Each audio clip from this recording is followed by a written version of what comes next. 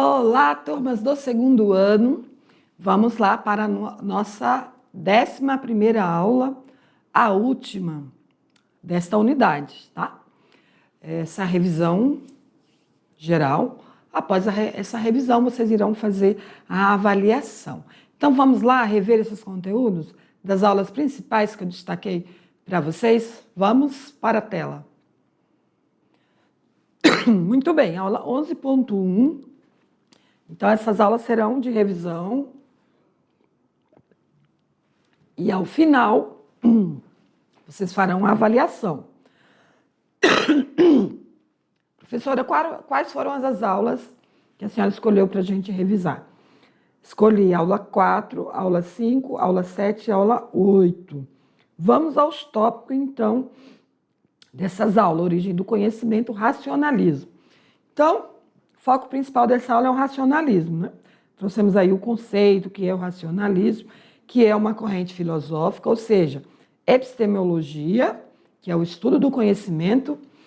O racionalismo afirma que a razão é a principal fonte de conhecimento. Para os racionalistas, principalmente Descartes, entende que o conhecimento verdadeiro não vem dos sentidos, a experiência, mas do pensamento lógico e racional, certo? E eu trago aqui um filósofo racionalista, por exemplo, filósofos gregos, né, como Platão, e Platão dizia que existe dois mundos, né? O mundo das ideias, que é a teoria das formas, ou mundo sensível e o mundo inteligível. Para ele, dividia, então, a realidade em dois mundos. O mundo sensível, onde as coisas mudam, envelhecem e morrem. Então, a opinião, doxa.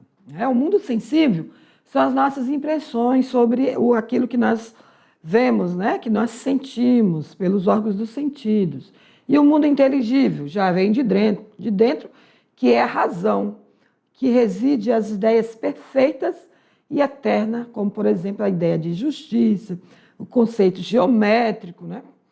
Este mundo só é acessível através do intelecto, a razão.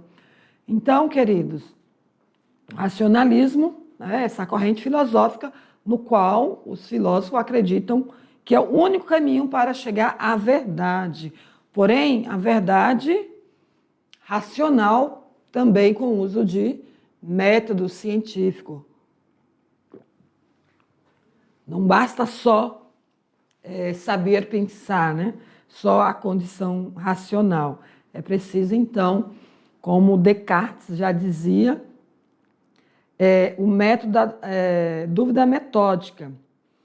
Para ele, é preciso o quê? Duvidar de tudo até encontrar algo que fosse impossível de questionar. Por isso, a famosa frase cogito ergo sum, ou seja, penso, logo existo.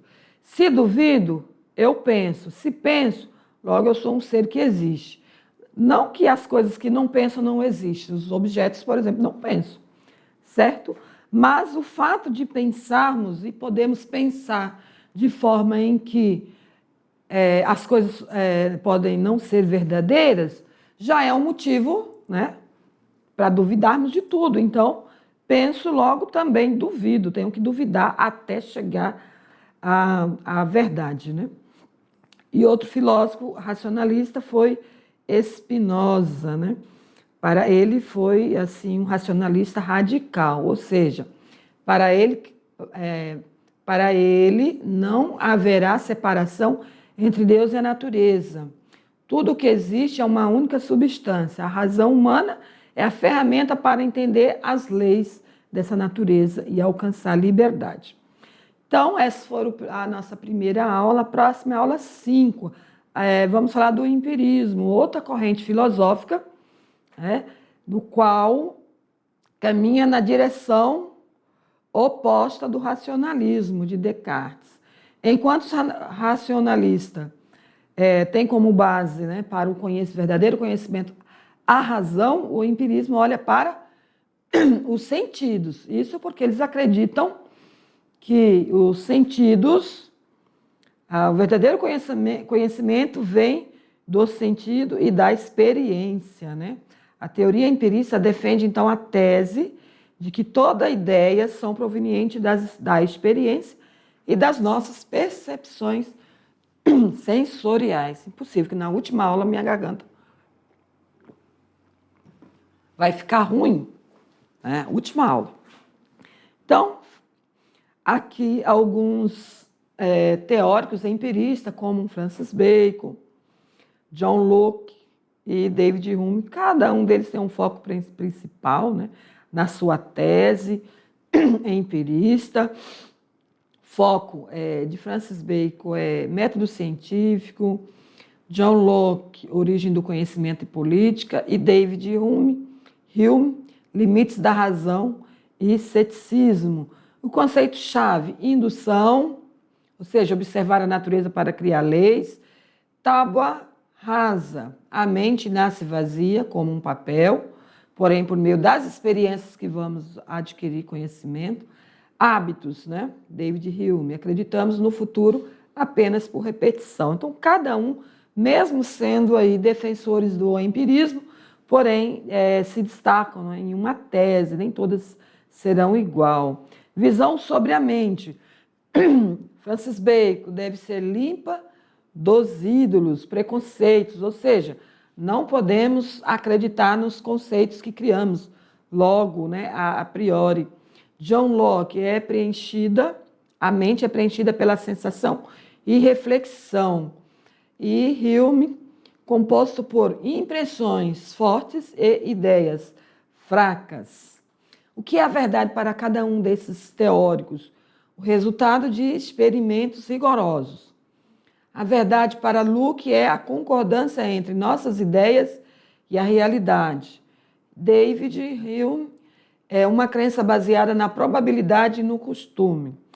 Aí a obra principal de cada um deles. Então, essas são os seguidores do empirismo. E vamos falar da ciência na antiguidade. A ciência na antiguidade havia dois níveis, né, para esses filósofos gregos. Havia dois níveis de conhecimento. Doxa, que é o senso comum, e a episteme, que é o conhecimento racional, ou seja, construído de maneira sistemática e metódica, por meio de método científico. Episteme, que é o estudo do conhecimento, já é a ciência propriamente dita, desde esse período bem antigo, né? E doxa são as nossas opiniões, as nossas impressões sobre, né, o cotidiano. Então, ela não tem método. Então, pode nos enganar.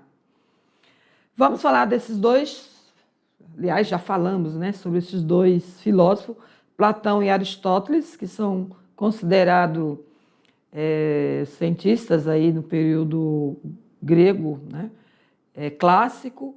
A concepção de ciência de Platão baseia-se na teoria das ideias.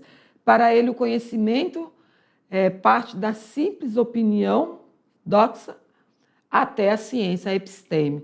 O conhecimento verdadeiro através da dialética. Então, não podemos chegar ao conhecimento verdadeiro se não for pela dialética, que dialética quer dizer o quê? Discussões, análises, né? Até chegar a uma síntese. Então, sem ter essas discussões reflexivas ou método dialético, não chegamos ao verdadeiro conhecimento. E Aristóteles metafísica, né, que parte da sua concepção sobre metafísica, que explica que o movimento é a transição do corpo que busca o estado de repouso no seu lugar natural.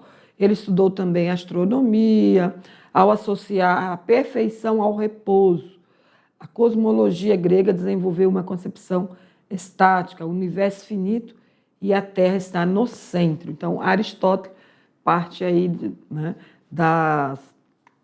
seu desenvolvimento na ciência foi com base na astronomia e a teoria geocêntrica, ou seja, a Terra como centro, que foi mais tarde questionado e comprovado por meio da ciência que a Terra não é o centro, e sim o Sol, a teoria heliocentrismo. Muito bem, Partimos então para a aula 8, no qual já estamos aqui no período medieval, né, sobre a ciência no período medieval, se destacou em duas correntes filosóficas, a patrística, século II ao século VIII, e a escolástica, século IX ao século XV. Então, são duas correntes filosóficas que, vamos dizer que ficou aí mais ou menos, né, quase 1000 anos, né, quase mais de 1000 anos. Né? Essas duas correntes filosóficas tinham como base também o pensamento grego, né, dos filósofos gregos.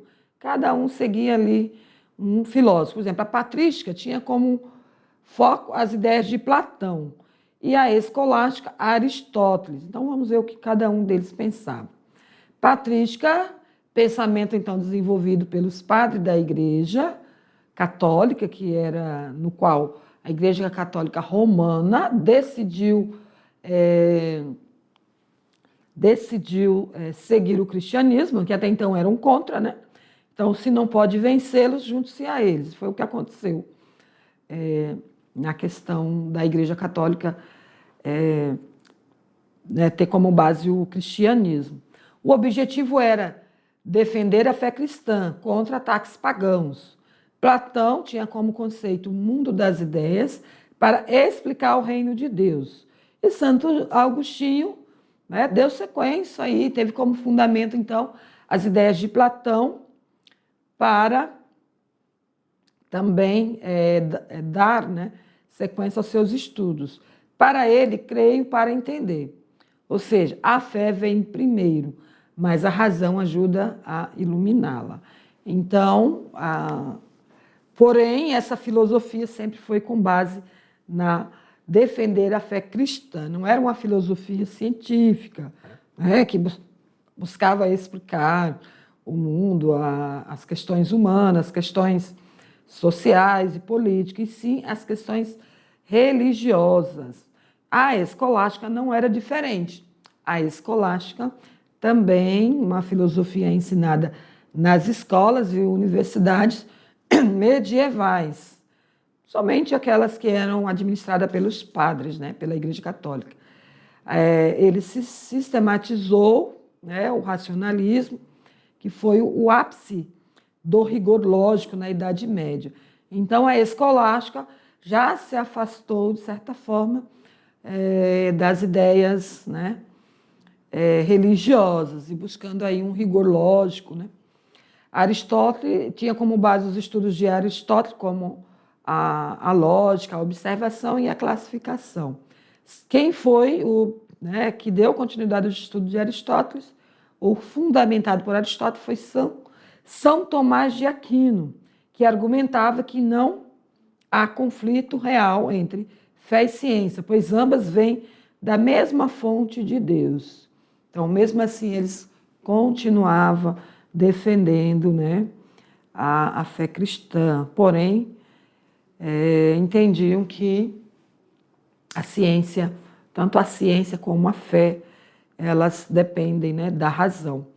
Influência árabe foi o último tópico dessa aula 8. Né? Trouxemos aí que os árabes também fizeram ciência nesse período, porque eles estudaram também os textos, né, de Aristóteles, Platão, estudavam também astronomia, óptica, geografia, geologia e meteorologia. Criaram observatórios astronômicos, conheciam álgebra e faziam uso do algarismo, a noção de números que é assimilada dos indianos. Também traduziram essas obras de Platão e Aristóteles e Plotino, que foi muito importante para a formação filosófica árabe, né? E preservou esses estudos. Então, estudantes, foram esses os temas que nós abordamos e agora nós vamos já para aquele momento, né? Aquele momento para avaliação. Então, voltem aqui comigo.